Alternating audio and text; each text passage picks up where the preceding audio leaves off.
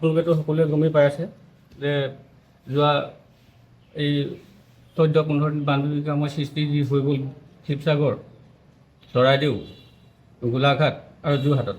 গতিকে তাৰ ওপৰত আমি সেই বিভীষিকাময় সৃষ্টি পৰিৱেশটো দেখি তাৰ ওপৰত লক্ষ্য ৰাখি আমাৰ ঢকুৱাখানা জিলা সম আয়ুক্ত মহোদয়ৰ জৰিয়তে আমাৰ আমি ঢকুৱাখানা অনাবস্যা ক্ষেত্ৰপথ সংমণ্ডলৰ তৰফৰ পৰা আমি তেখেতলোকৰ হৈ এই বৰঙণি আগবঢ়াইছোঁ।